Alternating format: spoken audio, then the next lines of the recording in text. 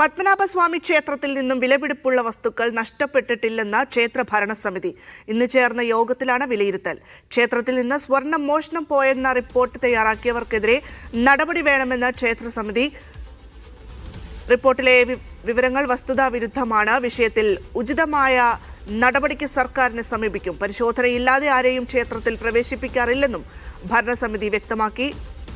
അക്ഷയ് തന്നെയാണ് വാർത്തയുടെ വിശദാംശങ്ങൾ കൂടുതലായി നൽകാനുള്ളത്. അക്ഷയ്, അങ്ങനെ വലിയ രീതിയിൽ വിവാദങ്ങളിലേക്ക് പോയിക്കൊണ്ടിരിക്കുന്ന ഒരു സംഭവമാണ്. അതിലിപ്പോൾ ക്ഷേത്ര ഭരണസമിതി ഇപ്പോൾ വ്യക്തത കൊണ്ടുവന്നിരിക്കുന്നു. അതായത് വലിയ വിലപിടിപ്പുള്ള വസ്തുക്കളൊന്നും തന്നെ നഷ്ടമായിട്ടില്ല എന്നാണ് പറയുന്നത്, അല്ലേ?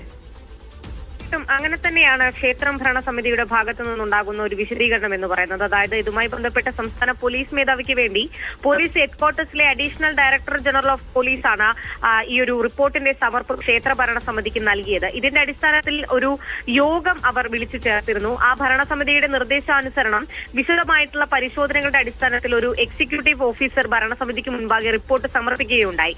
ഈ പ്രസ്തുത റിപ്പോർട്ടിലാണ് ഇത്തരത്തിൽ പോലീസ് മേധാവിയുടെ ആ ഒരു റിപ്പോർട്ടിൽ പരാമർശിച്ച ഒന്നും തന്നെ, അതായത് വൈരനാമവും വിളക്കും ഒന്നും തന്നെ പോയിട്ടില്ല, അത് സുരക്ഷിതമായി ക്ഷേത്രത്തിൽ തന്നെ ഉണ്ട് എന്ന് ക്ഷേത്ര ഭരണസമിതി ഉറപ്പുവരുത്തുകയാണ്. ഇക്കാര്യത്തിൽ ഈ ഭരണസമിതി അംഗങ്ങൾ നേരിട്ട് കണ്ടു ബോധ്യപ്പെട്ടു എന്നും ഇവർ ഈ ശ്രീ പത്മനാഭസ്വാമി ക്ഷേത്രത്തിന്റെ ഭരണസമിതി പുറത്തിറക്കിയ ഈ വാർത്താക്കുറിപ്പിൽ പറയുന്നുണ്ട്.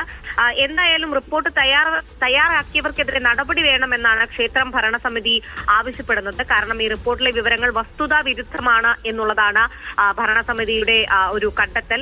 എന്തായാലും ഉചിതമായ നടപടിക്ക് സർക്കാരിനെ സമീപിക്കാനാണ് ക്ഷേത്രം ഭരണസമിതി തീരുമാനിച്ചിരിക്കുന്നത്. പത്രം